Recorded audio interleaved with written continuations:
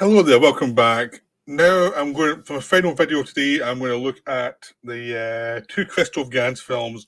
Gans is a French director who's worked all over the place,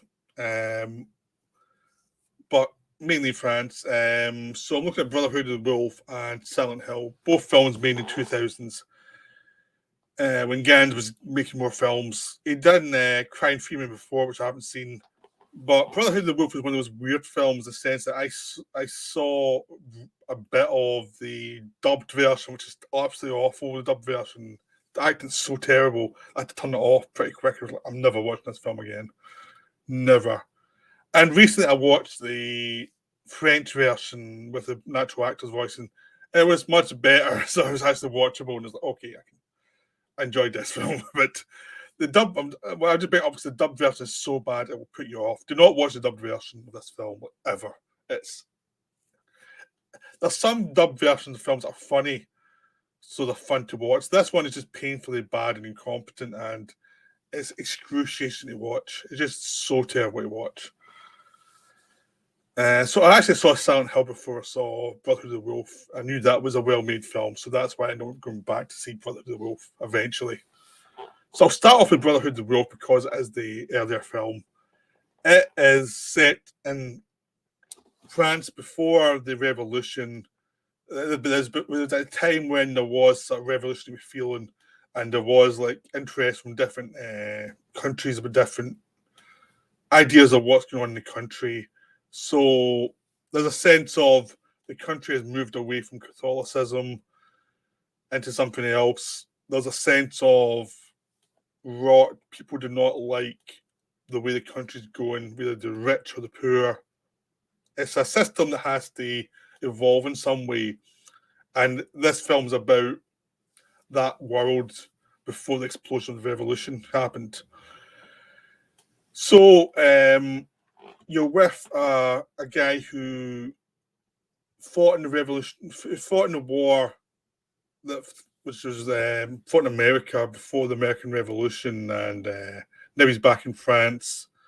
And this was because France and Britain fought for America before the American Revolution, and a series of wars. If you want to see more about it, watch Last Mohicans. I covered it. And this guy was fought for the French, and he's kind of burnt out, and he doesn't really. He's interested in one thing. He's called a naturalist. He's interested in animal worlds and the world of nature. He's kind of moved on from where he was. He's got an Indian friend who travels with him, played by Mark Damascus. And it's one of those things where Damascus' character comes from a tribe that's been wiped out. And they've been asked to check out in these stories of the beast, which has been murdering women in this area of France.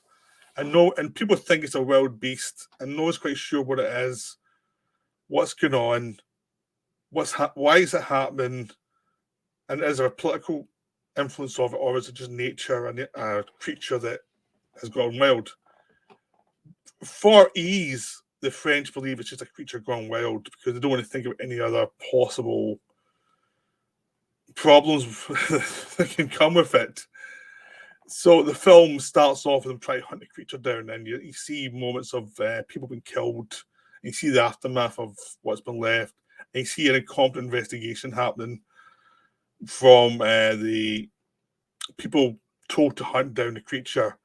And our two lead characters are trying to figure it out from a different angle, and you see them going through the various social circles as they try and work out what's actually going on. And during this time, the lead actor has an affair with this young woman who's from the rich side of the class struggles, but who doesn't particularly like the rich. Now that could be a cliche, but it's done well in the sense of nothing's ever really overplayed, and there's a sense of danger for her for actually not particularly liking her own family, and the idea of the family being, a bit dodgy and hard to deal with. Now, the interesting thing in this film, it has a lot of actors who were in their down films. including the leading lady and one of the big supporting actors, who's this young guy who follows around the hero for much of the film.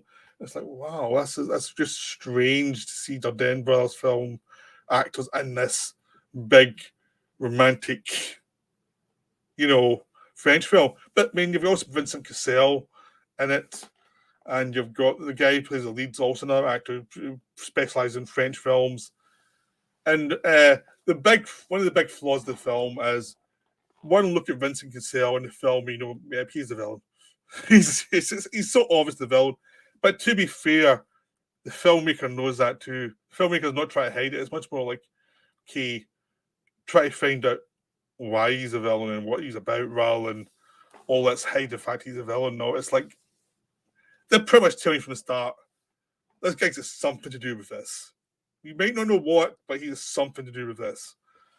And Cassel is not even trying to hide the fact that he's a villain in this film. He's having a lot of fun, and Cassel is always a good actor to watch. He's always entertaining, so it's really enjoyable to watch. And everybody's enjoyable in this film. The romance works quite nicely. Now it's in French rather than the dubbed version. Damascus is a presence in the film, even though he doesn't have that much to do. He appears and disappears in the film for a while, and he has a presence that works. And Christophe Gans is a director who loves great visuals. He loves to make his films kind of comic booky in a way that the visuals have impact in a very kind of immediate, pulpy way.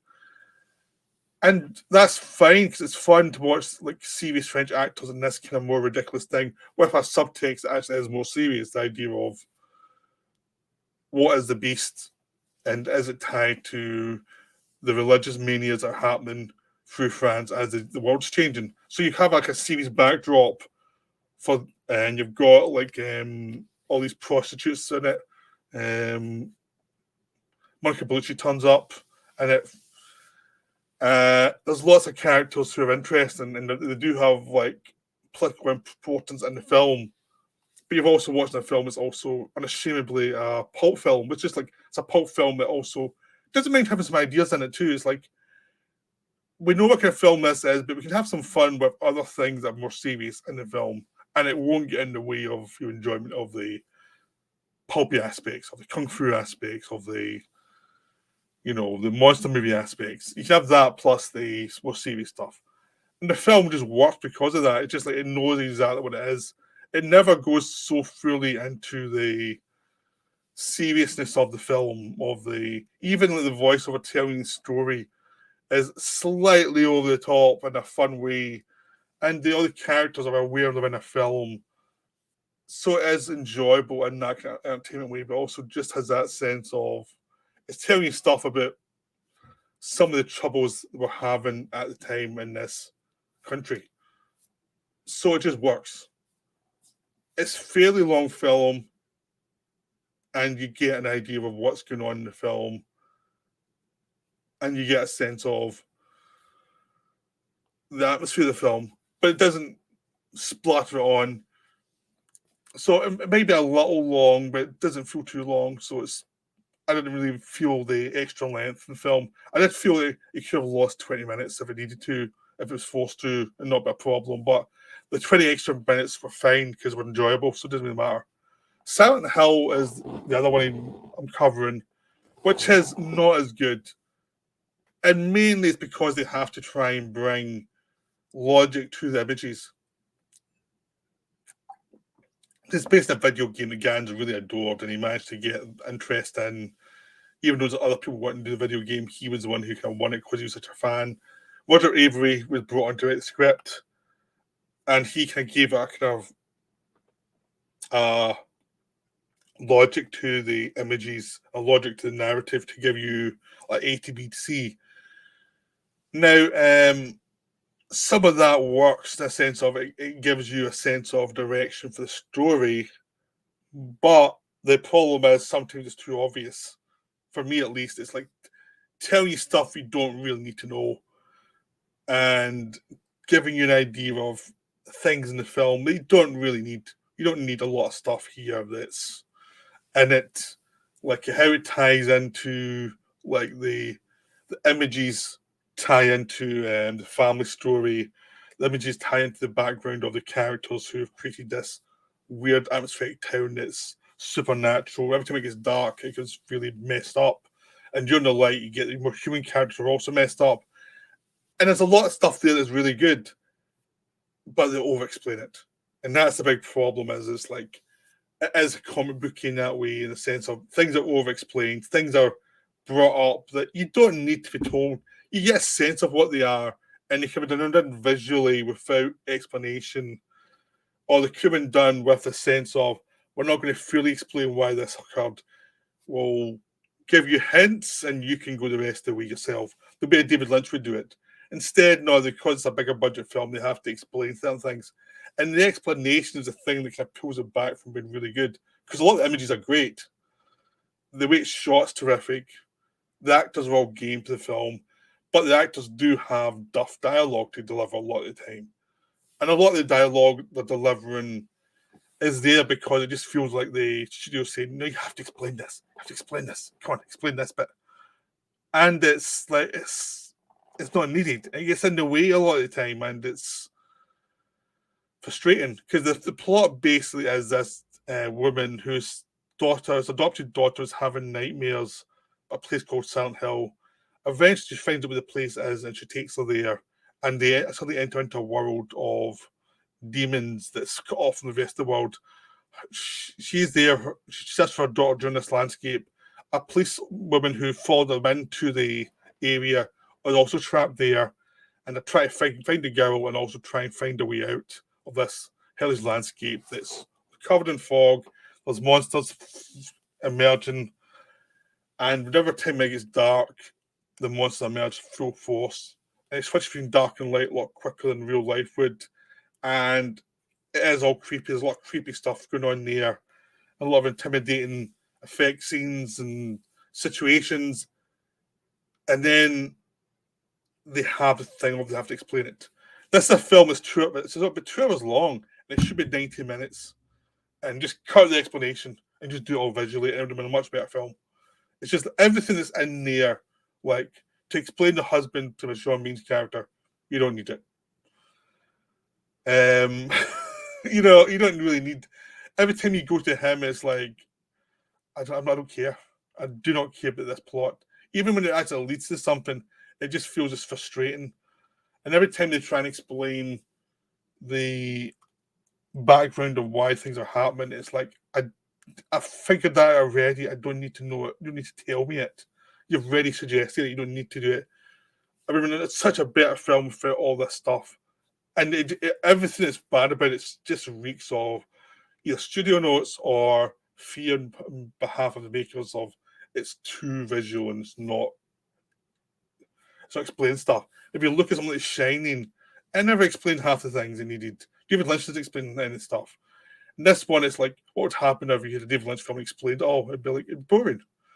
And this film falls into that trap repeatedly. And it's like, every time you nail it with a visual and a sequence, you undo it again with the explanation. It's just so frustrating because there's something there that was really working. Now Gans is now going to start filming soon a new Silent Hill film.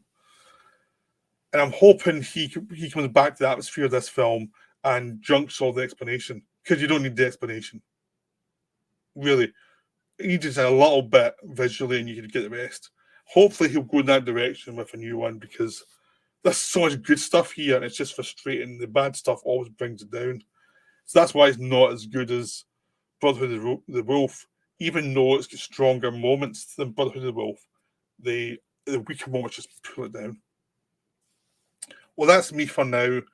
I still hope you go and watch both these films because they're both enjoyable to watch. There's both interesting things going on in them. It's just that one of them is more flawed than the other. So that's me for now. As I say, I'm going to take a week or so off. But there will be a director's death match coming up soon, so I hope you enjoy that. And I'll see you soon. Right, bye.